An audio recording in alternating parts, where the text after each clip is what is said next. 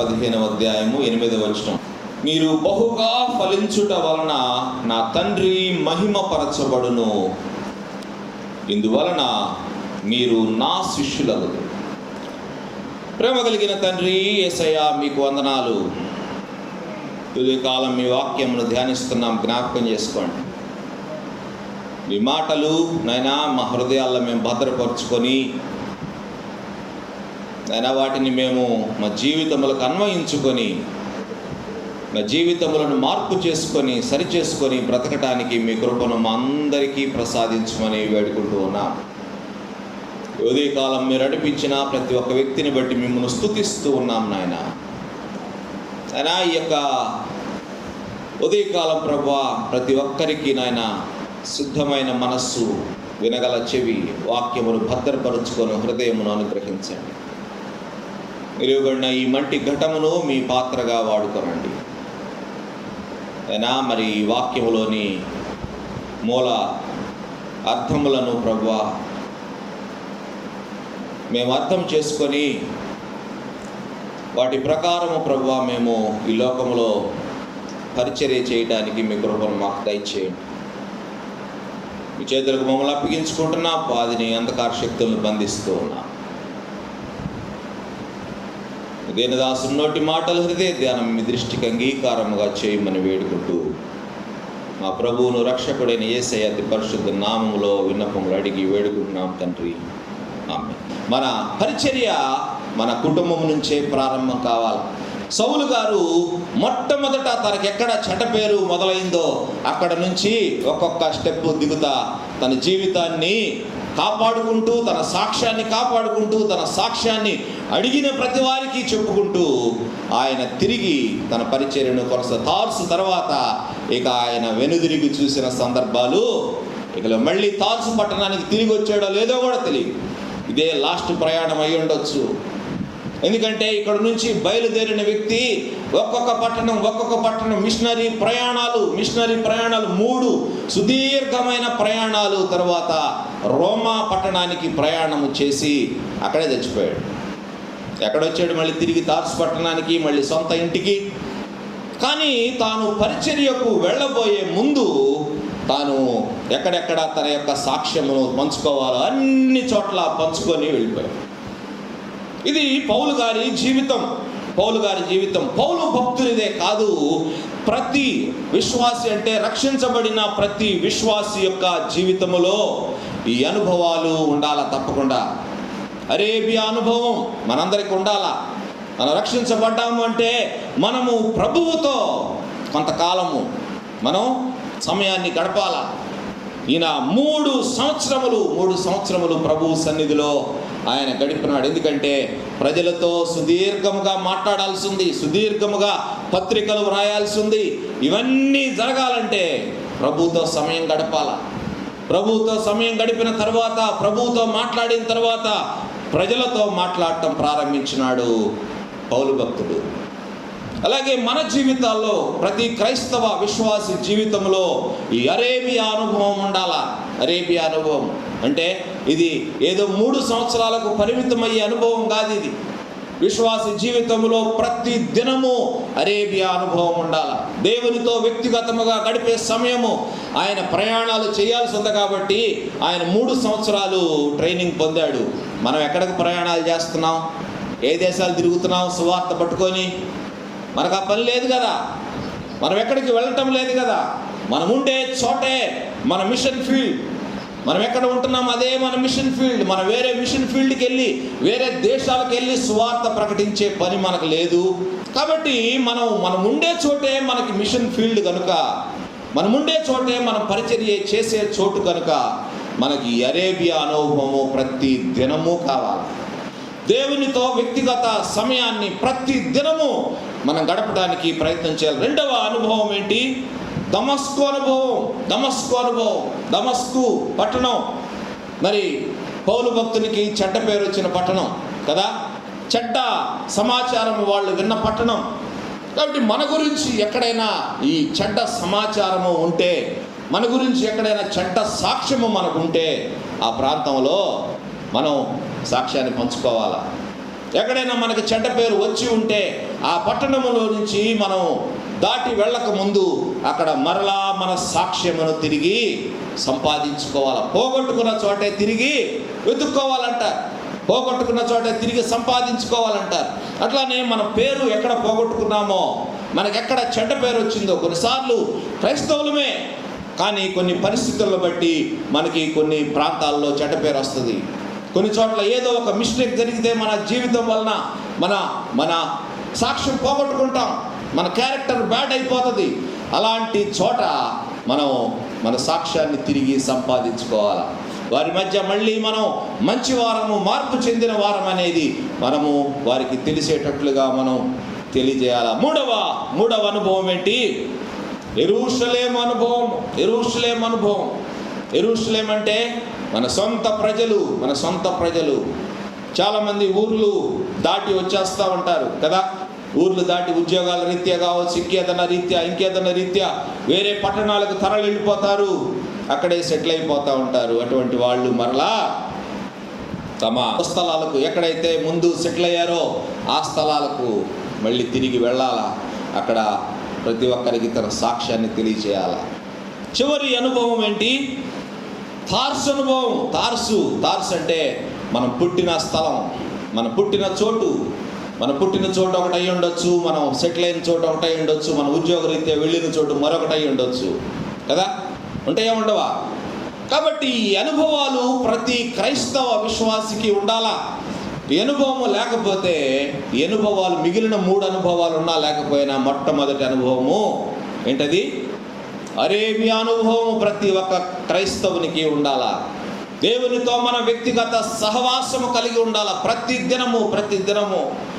అప్పుడే దేవుడు మనకు సహాయం చేస్తారు. ప్రతి క్రైస్తవ విశ్వాసి ఆత్మలను సంపాదించాలా. It is mandatory. మనం తప్పించుకునే పరిస్థితి ఎట్టి పరిస్థితుల్లో లేదు. ఇది నా పని కాదు అనటానికి నీకు అర్హత లేదు. నీకు ఆ పని లేదు నాకు అనుకున్నట్లయితే దేవుడు నీ కొరకు ఎందుకు ఇన్ని చేయాలండి?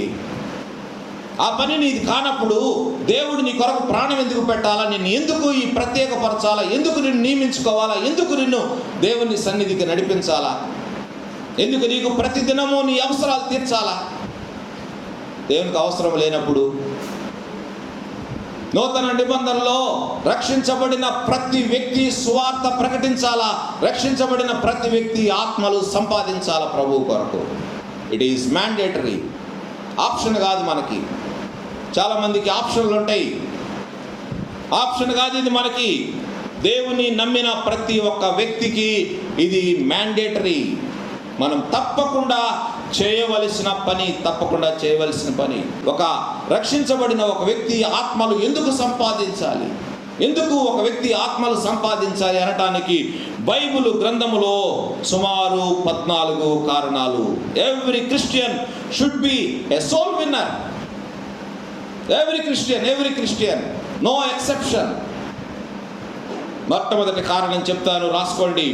ఎందుకు ఒక విశ్వాసి ఆత్మలు సంపాదించాలి, ఎందుకు ఒక విశ్వాసి ఆత్మల పట్ల భారము కలిగి ఉండాలి? మొట్టమొదటి కారణం పాపులు. అంటే ఎంతో మంది పాపులు నశించిపోతున్నారు కనుక మనం ఈ పరిచర్య చేయాలా. ఎంతో మంది పాపులు నశించిపోతారు. Sinners are perishing every day, every minute. Sinners are perishing. So we should be soul winners. అందుకనే మనము క్రైస్తవ విశ్వాసులమైన మనము, ప్రభువుని ఎరిగిన మనము, రక్షించబడిన మనము, ప్రత్యేక రీతిలో రక్షించబడిన మనము అందరము ఆత్మలు సంపాదించే వ్యక్తులముగా ఉండాలా. ఆత్మలు సంపాదించాల. బైబిల్ గ్రంథంలో చూడండి, 9వ సంకీర్తన 17వ వచనము. ఈ వాక్యములు మీరు చూసినప్పుడల్లా మీకు జ్ఞాపకం రావాలా. ఎంతో మంది నశించిపోతున్నారు, ఎంతో మంది నరకానికి వెళ్తున్నారు అనే మాట మీకు గుర్తుకొస్తూ ఉండాలా. 9:17 ఏమంటున్నాడు? దుష్టులను దేవుని మరచు జనులందరూ ఎక్కడికి? పాతాళమునకు దిగిపోదురు. నీ కళ్ళ ముందు ఆ పిక్చర్ ఒకసారి ఊహించుకోండి. దుష్టులు దేవుని మరచిపోయేవారు. దుష్టులు దేవుని మరచేవారంటే దేవుని ఎరిగి కూడా మర్చిపోయే వాళ్ళు ఉంటారు కొంతమంది. దేవుడు తెలుసు, దేవుడి గురించి తెలుసు, కానీ దేవుని మరిచిపోతూ ఉంటారు. అటువంటి వారు కూడా ఎక్కడుంటారు? పాతాళమునకు దిగిపోవుదురు. పాతాళానికి నీ కళ్ళ ముందు దిగిపోతూ ఉన్న కొంతమందిని ఊహించుకోండి. వాళ్ళలో నీ రక్త సంబంధికులు ఉండొచ్చు, నీ కుటుంబీకులు ఉండొచ్చు, నీ ఇరుగు పొరుగు వారు ఉండొచ్చు, నీ స్నేహితులు ఉండొచ్చు. వాళ్ళు ఒక్కసారి పాతాళమునకు దిగిపోతున్నట్లుగా ఊహించుకోండి. వాళ్ళ పట్ల నీకు భారం వచ్చింది, వాళ్ళ గురించి నీకు ఆలోచన వస్తుంది. దుష్టులు పాతాళానికి దిగిపోతా ఉన్నారు మన కళ్ళ ఎదుట. వాళ్ళని రక్షించాలి మనం. రెండవది మార్కు సువార్త 16వ అధ్యాయము 16వ వచనము. నమ్మి బాప్తిస్మము పొందినవాడు రక్షింపబడును, నమ్మని వానికి శిక్ష విధింపబడును. మొదటి వచనములో పాతాళమునకు దిగిపోతా ఉన్నారు, రెండవ వచనములో శిక్షించబడతా ఉన్నారు. నమ్మి బాప్తిస్మము పొందిన వారు మాత్రమే రక్షించబడతారు, నమ్మని వానికి శిక్ష విధించబడతా ఉంది. శిక్ష విధించబడుతున్న నీ వారిని ఒకసారి ఊహించుకో. శిక్ష విధించబడుతున్న నీ స్నేహితులను ఒకసారి ఊహించుకో. నీ కళ్ళ ఎదుట ఆ పిక్చర్ ఉంటే నువ్వు మౌనంగా ఉండవు. మూడవ వాక్యము చూడండి. యోహాను సువార్త 3వ అధ్యాయము 36వ వచనము. కుమారుని యందు అంటే యేసు క్రీస్తు ప్రభువారి యందు విశ్వాసముంచు వారే నిత్య జీవము కలవారు. కుమారునికి విధేయుడు కానివాడు జీవము చూడడు, కానీ దేవుని ఉగ్రత వాని మీద నిలిచియుండును. మొదటి వచనములో పాతాళము, రెండవ వచనములో శిక్ష, మూడవ వచనములో దేవుని ఉగ్రత. ఎంత భయంకరంగా ఉంటుందో ఊహించండి. దేవుని ఉగ్రతకు తాళజాల కలిగిన వారు ఎవరు? దేవుని ఉగ్రతకు తాళజాల కలిగిన వారు ఎవరు తట్టుకోగలరండి? దేవుడు కోపపడితే, దేవుని కోపం వస్తే ఎట్లా ఉంటుందో తెలుసా? ఎట్లా అయింది? సొదొమ గొమొర్రా పట్టణాలు ఏమైనాయి? అగ్ని గంధకాలు ఆకాశము నుండి కురిసి ఆ 2 పట్టణాలు భూమి మీద లేకుండా చేసినాయి. ఎవరు తట్టుకుంటారు దేవుని ఉగ్రత? లోతు భార్య కూడా తట్టుకోలేకపోయిందండి దేవుని ఉగ్రత. రక్షించబడిన వాళ్ళే పేరుకి. లోతుని గురించి నీతిమంతుడు అని రాశారు. నీతిమంతుని భార్య ఏమైపోయింది? ఉప్పు స్తంభమై ఈ రోజుకి అక్కడ ఇజ్రాయెల్ దేశంలో ఇంకా అక్కడే ఉంది, ఉప్పు స్తంభంలాగా. దేవుని ఉగ్రత మనం తట్టుకోలేం. కాబట్టి దేవుని ఉగ్రతకు బలైపోతున్న నీ వాళ్ళని నీ కళ్ళ ముందు ఊహించుకుంటే మౌనంగా ఉంటావు నువ్వు? సారీ, మనం ఈ పిక్చరైజేషన్ చేసుకోవాలా కొన్నిసార్లు. ఏదో వాక్యం వింటున్నాం పోతున్నామని కాదు. మనం రక్షించబడ్డాము చాలే అని చంకలు గుద్దుకోవటం కాదు. We have something to do. చాలా ఉంది. సంథింగ్ అంటే అది ఒక పరిమితి లేనిదన్నమాట. అది there is no limit for our ministry. ప్రతి క్షణం పని చేసినా కూడా మనకి ఇంకా ఎంతో మిగిలి ఉంటుంది. క్షణం తీరిక లేకుండా మనం మన ఇంటి పనుల్లో నిమగ్నమై ఉంటున్నాం. దేవుని పని ఎప్పుడు చేసేది, ఇంకా ఆత్మలు సంపాదించేది ఎప్పుడు, పాతాళానికి పోతున్న వారి గురించి ఆలోచించేది ఎప్పుడు, దేవుని శిక్షకు గురవుతున్న వారి గురించి ఆలోచించేది ఎప్పుడు? మూడవది, దేవుని ఉగ్రతకు బలైపోతున్న వారి గురించి ఆలోచించేది ఎప్పుడు ఆలోచిస్తావు? ఇంకా మౌనముగా ఉంటే నీకు శ్రమ అని జ్ఞాపకం చేస్తా ఉన్నాను. ప్రకటన గ్రంథం 20వ అధ్యాయము 15వ వచనము 4 సందర్భాలు మీకు జ్ఞాపకం చేస్తున్నాను. ఎవని పేరైనను జీవ గ్రంథమందు వ్రాయబడినట్లు కనబడని ఎడల వారు అగ్నిగుండములో పడవేయబడిను. ఈ అగ్నిగుండములో పడవేయబడటం అంటే దీన్ని ఏమన్నాడు? రెండవ మరణం అన్నాడు. అగ్నిగుండములో పడవేయబడుదురు. 4 విషయాలు మీకు జ్ఞాపకం చేస్తున్నాను. మొట్టమొదటిది పాతాళము, రెండవది శిక్ష, మూడవది దేవుని ఉగ్రత, 4వది అగ్నిగుండం. ఆలోచన చేయండి. ఇక పై 3 ఏదో సింపుల్గా ఉన్నాయని మీరు అనుకుంటారేమో. 4వది ఏంటిది? అగ్నిగుండములో పడవేయబడును. అగ్నిగుండంలో పడవేయబడేవారు ఇంకా కొందరు ఉన్నారు. వారెవరో చూస్తారా ఒకసారి బైబిల్ గ్రంథంలో? కేవలము దేవుని నమ్మని వారు, జీవ గ్రంథములో పేరు లేని వారు మాత్రమే కాదు, ఇంకా ఒక పెద్ద లిస్ట్ ఉంది. చూడండి, 21వ అధ్యాయం, ప్రకటన 21వ అధ్యాయము 8వ వచనం. ఎవరెవరు ఉంటారంట అగ్నిగుండంలో? పిరికివారు ఉంటారు, నంబర్ 1. తర్వాత అవిశ్వాసులు, అసహ్యులు, నరహంతకులు, వ్యభిచారులు, మాంత్రికులు, విగ్రహారాధకులు, అబద్ధికులందరూ అగ్ని గంధకములతో మండు గుండములో పాలు పొందుదురు. ఇది 2వ మరణము. ఈ లిస్టులో ఎక్కడన్నా ఉన్నావేమో. నేను నీవు ఊహించుకొని నీ జీవితాన్ని బాగు చేసుకోవడానికి ఉదయకాలం ప్రయత్నం చేయి. లిస్టులో ఎక్కడన్నా ఉన్నావేమో. పిరికివాడిగా, పిరికిదానిగా నువ్వు ఉన్నావేమో. పిరికివారంటే లోక సంబంధంగా బల్లులు, బొద్దింకలు చూస్తే భయపడేవాళ్ళు కాదు. పిరికివారంటే దేవుని విషయంలో పిరికివారు, దేవుని విషయంలో పిరికివారుగా ఉండేవాళ్ళు. దేవుని విషయం నీ వద్దకు వచ్చినప్పుడు భయపడి వెనుక తిరిగి వెళ్ళేవాళ్ళు. ఉద్యోగాల విషయంలో కొంతమంది వెనుదిరిగి వెళ్ళేవాళ్ళు. ఇటువంటి వారి గురించి రాస్తున్నాడు. పిరికివారు.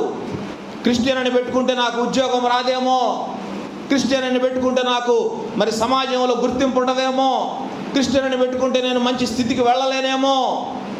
పిరికివారు అగ్నిగుండంలో ఉంటారు. జాగ్రత్త.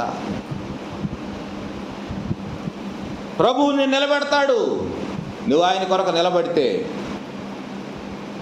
కాబట్టి పిరికివారుగా మీరు ఉండొద్దని జ్ఞాపకం చేస్తున్నాం. పిరికివారుగా మీరుంటే అగ్నిగుండంలో పాలు పొందుతారు. అది 2వ మరణము. 2వది అవిశ్వాసులుగా ఉండొద్దు, అల్ప విశ్వాసులుగా ఉండొద్దు. పేతురు యేసయ్యతో తిరుగుతున్నాడు, యేసయ్యతోనే అద్భుతాలన్నీ చూస్తున్నాడు, అన్నీ ఉన్నాయి. కానీ ఆయనకు అవిశ్వాసం, అల్ప విశ్వాసము. నీళ్ల మీద నడుస్తా నీళ్లలో జారిపోయినాడు పేతురు. అంటున్నాడు యేసయ్య ఆయన చేయి పట్టుకొని రక్షించి, అల్ప విశ్వాసి, ఎందుకు సందేహపడ్డావు? ఎందుకు నీకు ఆ అనుమానం వచ్చింది? అనుమానముతో బ్రతికేవాళ్ళు, అవిశ్వాసులుగా ఉండేవాళ్ళు, విశ్వాసులమని చెప్పుకుంటూ అవిశ్వాసులుగా బ్రతికేవారు అగ్నిగుండంలో ఉంటారు. జాగ్రత్త. 3వ కోవకు చెందిన వారు ఎవరంటే అసహ్యులు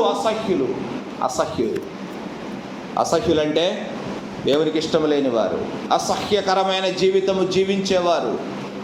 4వది నరహంతకులు అంటే కత్తితో పెట్టి చంపాల్సిన అవసరం లేదండి.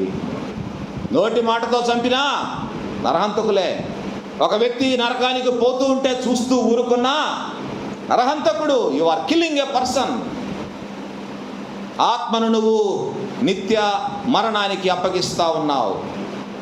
ఒక వ్యక్తిని గురించి నువ్వు ఆలోచన చేయకుండా ఆ వ్యక్తి నరకానికి కారణము నీవైతే నువ్వు నరహంతకుడవు, హంతకురాలవు. నరహంతకులు అగ్ని గుండములో ఉంటారు. తరువాత ఎవరుంటారు? వ్యభిచారులు. వ్యభిచారం అంటే వ్యభిచారం చేసేవాళ్లే వ్యభిచారులు కాదు. దేవుని మార్గము తప్పి తిరిగేవారందరూ వ్యభిచారులే. వ్యభిచరించువారంటే మార్గము తప్పి తిరిగేవారు, దేవునికి ఇష్టం లేని బ్రతికేవారు, దేవుని బిడ్డలమని చెప్పుకుంటూ దేవునికి ఇష్టం లేని కార్యములు చేసేవారు వ్యభిచారులు. నరకములు అగ్నిగుండంలో ఉంటారు. జాగ్రత్త. తరువాత ఎవరు? మాంత్రికులు. దేవుని బిడ్డలమని చెప్పుకుంటా మంత్రాల కొరకు, తంత్రాల కొరకు వెళ్తూ ఉండేవాళ్ళు, మంత్రాలు చెప్పేవాళ్ళు. కొంతమంది ఇళ్ల దగ్గర మంత్రాలు చెబుతుంటారు. క్రిస్టియన్సే. ఇంటికి రమ్మా నీకు వైద్యం చేస్తారంటారు కొంతమంది. ఇటువంటి వారు ఈ మధ్య క్రైస్తవ మాంత్రికులు బయలుదేరారు. కాబట్టి ఇటువంటి వారి విషయం బహు జాగ్రత్త. తర్వాత వారు ఎవరు? విగ్రహారాధకులు. విగ్రహాలంటే బొమ్మలు పెట్టుకొని పూజించేవాళ్ళు మాత్రమే కాదు. దేవుని తప్ప దేనిని నువ్వు ఎక్కువగా ఇష్టపడుతున్నా, it is an idol in your life. దేవుని కంటే నువ్వు దేనికి ఎక్కువ ప్రాధాన్యత ఇస్తున్నా అదే నీ జీవితంలో విగ్రహం. నీ ఉద్యోగానికి నువ్వు ప్రాధాన్యత ఇస్తే అదే నీ విగ్రహం. డబ్బుకు నువ్వు ప్రాధాన్యత ఇస్తే అదే నీ విగ్రహం. నీ పేరు ప్రతిష్టల కొరకు నువ్వు ప్రాకులాడితే అదే నీ విగ్రహం. ఇటువంటి విగ్రహాలు నీ జీవితంలో ఏవైనా ఉన్నాయేమో తీసేసుకో. దేవుని కంటే ఏ వ్యక్తినైనా నువ్వు ఎక్కువగా ప్రేమిస్తున్నావంటే అదే నీ విగ్రహం. అది నీ భార్య కావచ్చు, నీ భర్త కావచ్చు, నీ పిల్లలు కావచ్చు, ఎవరైనా కావచ్చు. ఎవరైనా దేవుని తర్వాతే. దేవుని స్థానాన్ని నీ జీవితంలో ఎవరైనా ఏదైనా ఆక్రమిస్తుందంటే దట్ ఈస్ యువర్ ఐడల్. విగ్రహారాధికులు అగ్నిగుండములో ఉంటారు. తర్వాత చివరిగా అబద్ధీకులు. అబద్ధాలు సునాయాసంగా ఆడేస్తూ ఉంటాం. సునాయాసంగా, వెరీ ఈజీ. ఈ లోకంలో ఏదైనా ఈజీగా చేయగలిగింది ఉందంటే అబద్ధాలు చెప్పటమే. భర్తకు అబద్ధాలు చెబుతారు, భార్యకు అబద్ధాలు చెబుతారు, పిల్లలకు అబద్ధాలు చెబుతారు, తల్లిదండ్రులకు అబద్ధాలు చెప్తారు. అబద్ధాలతో మన జీవితం గడిచిపోతూ ఉంటుంది. కాబట్టి వాక్యమేమో భయం పడుతుంది. మరి రెండవ మరణం అంటున్నాడు అబద్ధాలు చెప్పేవాళ్ళకి. అగ్నిగుండం అంటున్నాడు. కాబట్టి వీటన్నిటినీ మనం సరి చేసుకోవడానికి ప్రయత్నం చేయాలి. ఇవన్నీ మన స్థాయిని దాటిపోయిన సంగతులేం కాదు. ఇవన్నీ మన అదుపులో ఉంచుకోగలిగిన సంగతులే, మనం అదుపు చేయగలిగిన సంగతులే, ఒకవేళ అవకాశం ఉంటే మార్చుకోగలిగిన సంగతులే. ఇవి మారవు, మార్పు చెందవు, మార్పు చేయలేము అనటానికి అవకాశం లేదు. కాబట్టి ఎవ్రీథింగ్ కెన్ బి పాసిబుల్. దేవుని సహాయం అడిగితే దేవుడు సాయం చేస్తారు. ప్రభువా నాకు సాయం చేయండి ప్రభువా, నేను ఈ విషయాల్లో మరి దారి తప్పిపోతున్నాను, ఈ విషయాల్లో నేను పొరపాటు చేస్తున్నాను, ఈ విషయాల్లో నేను ఇబ్బంది పడుతున్నాను, నాకు సాయం చేయండి అంటే ప్రభు సాయం చేస్తారు. అగ్నిగుండములో పాలు పంపుతులు పొందుతురు. List is very big. Be careful. జాగ్రత్తగా ఉండాలి మనం. Don't be in this list. ఈ లిస్ట్లో ఉండటానికి ప్రయత్నం చేయొద్దు. ఈ లిస్టులో నుంచి బయటపడటానికి మనం ప్రయత్నం చేద్దాం. ఈ జాబితాలో మనం ఉంటే మన భవిష్యత్తు అగ్నిగుండమే అని జ్ఞాపకం చేస్తున్నాను. ఇక్కడ నీ ఉండకూడదు, నీ వారు ఎవరు ఉండకూడదు అని నీవు అనుకుంటే ఏం చేయాలా? ఆత్మలు సంపాదించాలా? నశించిపోతున్న ఆత్మల గురించి ఆలోచించడం ఇప్పుడే ప్రారంభించాలా? ఈ వాక్యము ఎన్నడూ మర్చిపోవద్దు. ఈ లిస్టులో మన పేరుంటే దానిని తుడుపు పెట్టుకోవటానికి వెంటనే మనం ప్రయత్నాలు ప్రారంభించాలి. మన పొరుగు వారిని మనకంటే ఎక్కువగా మనం ప్రేమించకపోతే మనం పాపం చేస్తున్నాం. డైరెక్ట్ సిన్ అన్నమాట. యేసయ్య అందుకనే ఈ మాట ప్రత్యేకంగా, నిన్ను వలే నీ పొరుగు వానిని ప్రేమించుము. నిన్ను నువ్వు ప్రేమించుకుంటున్నావు, మంచిదే. నిన్ను వలే నీ పొరుగు వానిని నువ్వు ప్రేమించగలుగుతున్నావా? నా ఆత్మ రక్షించబడింది చాలు, నేను పరలోకానికి వెళ్ళిపోతాను, వాళ్ళు ఎక్కడికి పోతే నాకెందుకు, నా భర్త ఎక్కడికి పోతే నాకెందుకు, నా పిల్లలు ఎక్కడికి పోతే నాకెందుకు, నేను పరలోకానికి పోతే చాలని అనుకుంటే యు ఆర్ సిన్నింగ్ డైరెక్ట్లీ. నీవు డైరెక్ట్గా పాపం చేస్తున్నావు. కాబట్టి we have to be very careful. నీ సహోదరుడు, నీ రక్త సంబంధి, నీ పొరుగువాడు నరకానికి వెళ్తుంటే నీకు చింత లేదా? నీకు విచారం లేదా? నీకు బాధ లేదా? నీవు నిశ్చింతగా ఉంటున్నావంటే అది పాపం. నశించిపోతున్న వారి గురించి నీవు నిర్విచారముగా ఉంటున్నావంటే అది నీకు పాపం. జీవితాలను సరిచేసుకోవడానికి ప్రయత్నం చేద్దాం. అనేక మంది పాపులు నరకానికి వెళ్ళిపోతున్నారు కనుక మనము ఆత్మలు సంపాదించాలా. రెండవ కారణాన్ని చెప్తున్నాను చూడండి. రెండవ కారణము, ఎందుకు మనం ఈ పరిచర్య చేయాలా, ఎందుకు మనం ఆత్మలు సంపాదించాలంటే క్రీస్తు ప్రేమ మనలను బలవంతము చేయుచున్నది కనుక మనం ఈ పరిచర్య చేయాలా. క్రీస్తు ప్రేమ, Christ love is constraining us. కొరింథీ పత్రిక 2వ పత్రిక 5వ అధ్యాయం 14వ వచనము పౌలు భక్తుడు అంటున్నాడు, క్రీస్తు ప్రేమ మమ్మును బలవంతము చేయుచున్నది.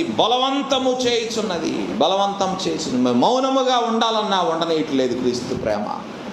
సైలెంట్గా ఇంట్లో ఉండాలన్నా ఉండనీయట్లేదు క్రీస్తు ప్రేమ. నిద్రపోవాలని నిద్రపోనీయట్లేదు. క్రీస్తు ప్రేమ మమ్మును బలవంతము చేయుచున్నది. నిజముగా రక్షించబడిన ప్రతి విశ్వాసిని క్రీస్తు ప్రేమ బలవంతము చేస్తూనే ఉంటుంది. మౌనముగా ఉండనీయదు. ఎందుకంటే ఆయన ప్రేమ సాధారణమైన ప్రేమ కాదు. It's extraordinary love. అసాధారణమైన ప్రేమ ఆయనది. ఎందుకు అంటే ఆయన ప్రేమకు తన ప్రాణము సహితము అడ్డు కాలేదు. ఎందుకంటే ఆయన మనల్ని ఎంతగా ప్రేమించినారంటే ఆయన తన ప్రాణము పెట్టునంతగా మనల్ని ప్రేమించినది. ఎవరు పెడతారండి ప్రాణం? వస్తువులైతే ఏదన్నా ఇవ్వచ్చు, కానీ ప్రాణం ఎవరు పెడతారు?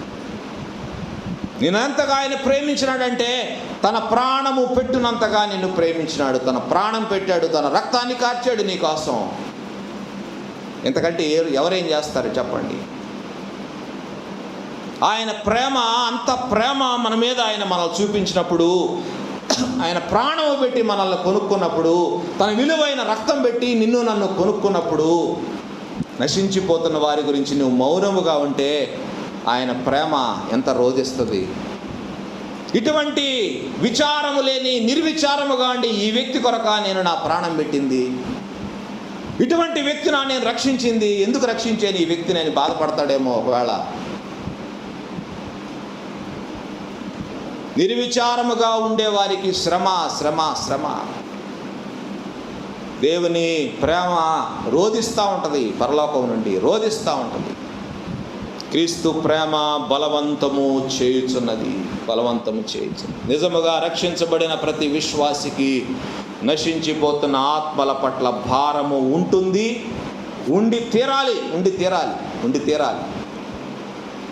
నిజమైన విశ్వాసి అయితే నీకు ఆ భారము ఉండి తీరాలి. ఎందుకంటే విశ్వాసిలో ఎవరుంటారు?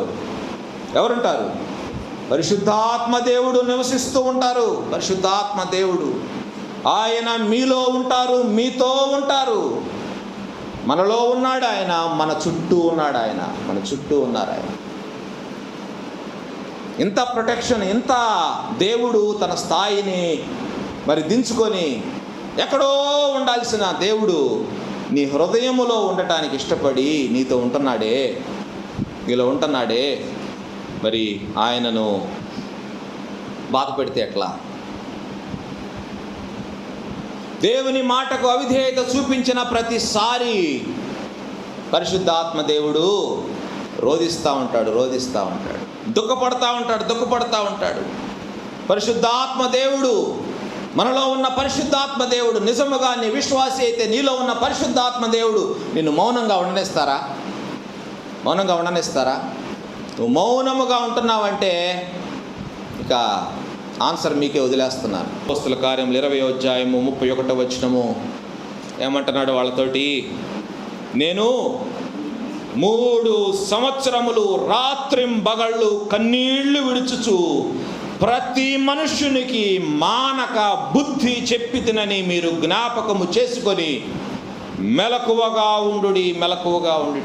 3 సంవత్సరములు ఈ ఎఫెసీ సంఘము కొరకు ప్రయాసపడినాడండి పౌలు భక్తుడు. ఇంటింటా సువార్త చెప్పాడు. ఇంటింటికి, వ్యక్తికి, ప్రతి మనుష్యునికి సువార్త చెప్పాడు. వారి కొరకు ప్రయాసపడ్డాడు. ఇది ఆత్మల పట్ల భారం అంటే. 3 సంవత్సరములు రాత్రింబగళ్ళు నేను కన్నీరు విడిచాను, మీకోసము సువార్త ప్రకటించాను.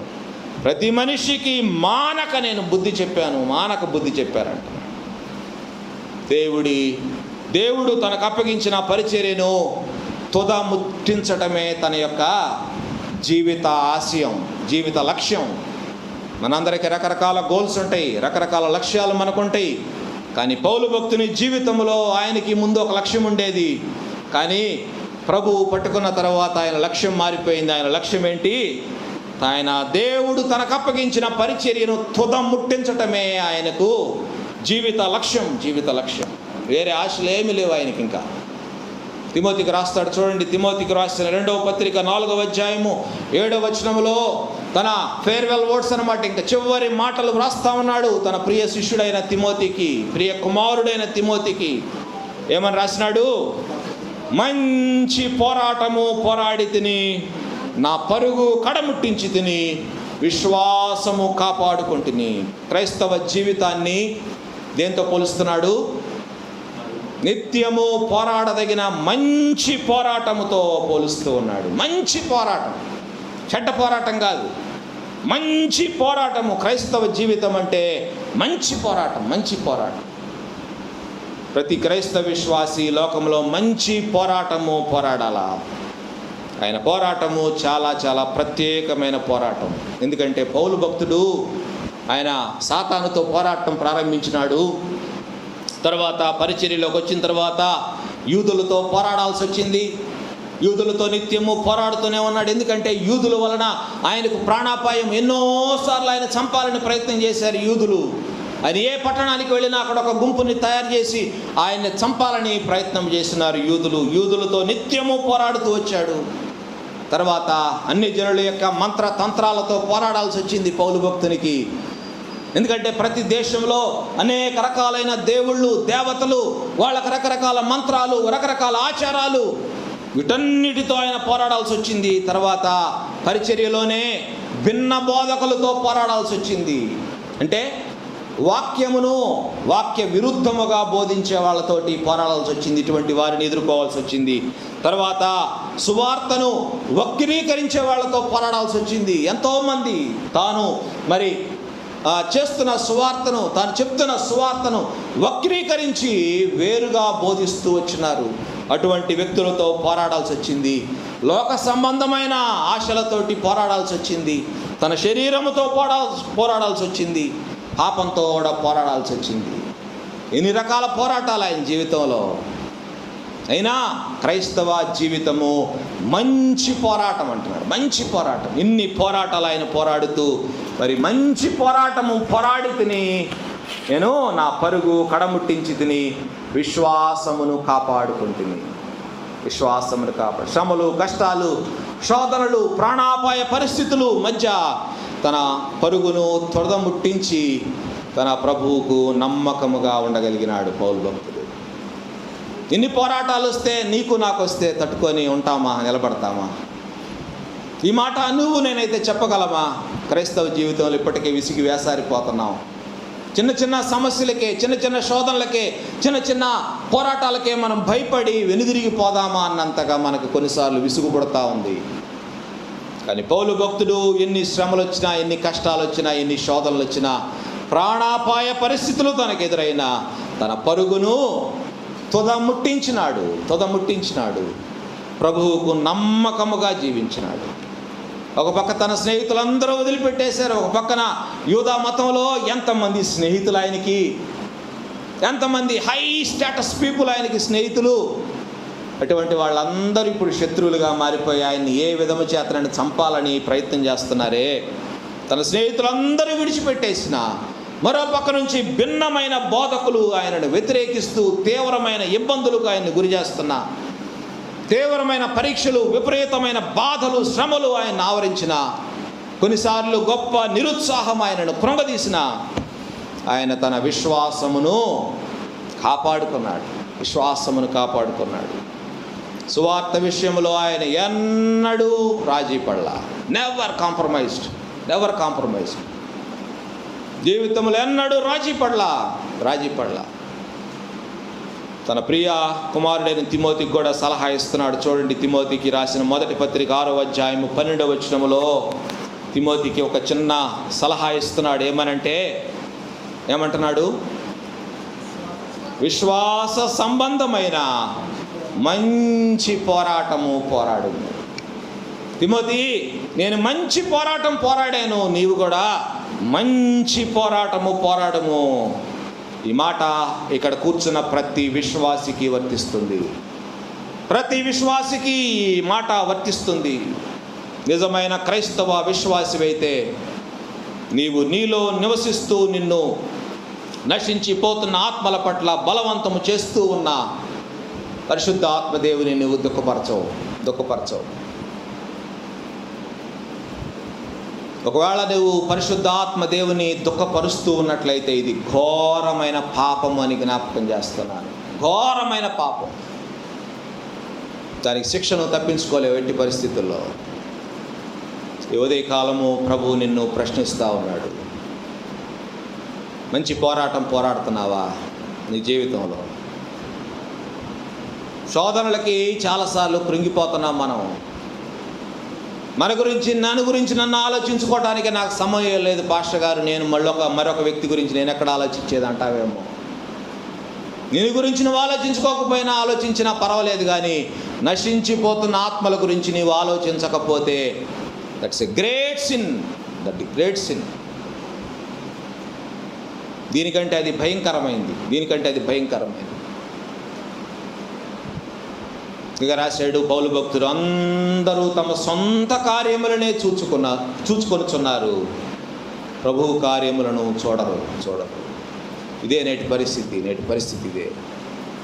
కానీ ఈ రోజున మన యొక్క స్థాయిని మనం మార్చుకొని ప్రభువు కార్యములను గురించి ఆలోచించే స్థాయికి మనం ఎదగాల. మన స్టేజి ఎదగాల. విశ్వాసులమైతే, నీవు విశ్వాసివని నీకు నమ్మకం ఉంటే ఈ రోజు నుంచి నువ్వు ప్రారంభించు వ్యక్తిగత సువార్తీకరణ. వ్యర్థమైన మాటలు ఎవరితో మాట్లాడొద్దు. జనములో ఎన్నో వ్యర్థమైన మాటలు ఫోన్ చెవు దగ్గర పెట్టుకొని మాట్లాడుతూ ఉంటావు. ప్రభువుని గురించిన మాటలే నువ్వు మాట్లాడాలా. వ్యర్థమైన మాటలు వద్దు. మొదటిది, ఆత్మలు నీ కళ్ళ ఎదుట నశించిపోతున్నాయి.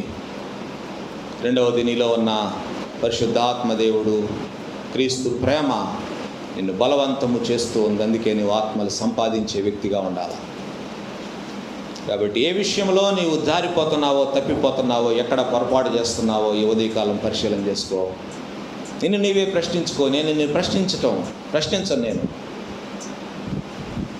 ఎవరికి వారే వ్యక్తిగతముగా పరిశీలించుకోవాలా, ప్రశ్నించుకోవాలా. ఎదుటి వ్యక్తిని ప్రశ్నించే అధికారం మనకు లేదు. ఎందుకంటే మనలోనే ఇన్నుంటాయి. ఎదుటి వారిలో ఉన్న చిన్న వాటిని వెతికితే ఎట్లా? కాబట్టి మనలో ఉన్న వాటిని మనం పరిశీలించుకొని వాటిని బాగు చేసుకొని ఇతర వ్యక్తుల్ని మనం ప్రశ్నిద్దాం. మిమ్మల్ని మీరే పరీక్షించుకొనవలెను. కాబట్టి మనల్ని మనమే పరీక్షించుకుందాం. ఈ ఉదయకాలం దేవుడు మనకు అవకాశం ఇస్తున్నారు. ఈ ఉదయకాలం పరిశుద్ధ ఆత్మదేవుని దుఃఖపరుస్తున్నావేమో, జాగ్రత్త. ఇది ఘోరమైన పాపం. ఈ పాపం నుంచి నువ్వు తప్పించబడాలని నేను ప్రార్థిస్తున్నాను. మీరు కూడా ప్రార్థన చేసుకోండి. ప్రార్థన చేసుకుందాం. తల్ల వంచండి. ప్రేమ కలిగిన తండ్రి, కృప కలిగిన యేసయ్యా, మీకు వందనాలు ప్రభువా. మా కళ్ళ ఎదుట ప్రభువా ఎంతోమంది నశించిపోతున్నారు, నరకాగ్నికి వెళ్ళిపోతున్నారు, పాతాళానికి దిగిపోతూ ఉన్నారు, మీ శిక్షకు పాత్రులవుతూ ఉన్నారు, మీ ఉగ్రతకు పాత్రులవుతూ ఉన్నారు, అగ్నిగుండంలోనికి వెళ్ళిపోతూ ఉన్నారు. ప్రభువా, నశించిపోతున్న వారి పట్ల భారమును పుట్టించమని వేడుకుంటున్నాం. భారమును పుట్టించండి నాయన మా హృదయాల్లో. ఎంతోమంది నాయన నరకాగ్నిలో ఉన్నారు. ఇప్పుడు కూడా వెళ్ళిపోతూ ఉన్నారు చాలామంది. అటువంటి వారి గురించి ఇప్పటి నుంచి మేము ఆలోచన చేయటము ప్రారంభించి వ్యక్తుల రక్షణ కొరకు మేము ప్రయాసపడినట్లుగా మీ కృపను మా పట్ల చూపించమని వేడుకుంటున్నాం నాయన. పేరుకు విశ్వాసులమని పిలువబడుతున్నాం, కానీ మాలో విశ్వాసం లేదు ప్రభువా. ఎంతో అపనమ్మకము, అవిశ్వాసం, అల్ప విశ్వాసం. దయతో క్షమించండి నాయన, క్షమించండి. అయినా మీరు మీ ప్రేమ మమ్మను బలవంతము చేస్తున్నప్పటికీ మేము ఆ బలవంతమును మేము త్రోసిపుచ్చుతూ ఉన్నాం, తొక్కిపారేస్తున్నాం. పరిశుద్ధాత్మదేవుని ఎంతో గాయపరుస్తున్నాం, ఏడిపిస్తున్నాం నాయన. దయతో క్షమించమని వేడుకుంటున్నాం. కడవరి దినాల్లో ప్రభువా, మీరు అక్కడ బహు సమీపిస్తూ ఉండగా నాయన, నశించిపోతున్న మా వారి గురించి మేము భారము కలిగి ఆత్మలు సంపాదించి మిమ్మల్ని సంతోషపెట్టే వారముగా ఉండటానికి మీ కృపను మాకందరికీ ప్రసాదించుమని, మిండైన దీవెనలు ప్రతి ఒక్కరిపై కుమ్మరించుమని, విశ్వాసులని పేరు పెట్టుకొని అవిశ్వాసులుగా బ్రతుకుతున్న వారిని గద్దించి వారిని తిరిగి మీ వైపు ఆకర్షించుకొనమని వేడుకుంటూ యేసయ్య అతి పరిశుద్ధ నామములో విన్నపములు అడిగి వేడుకుంటున్నాం తండ్రి. ఆమేన్.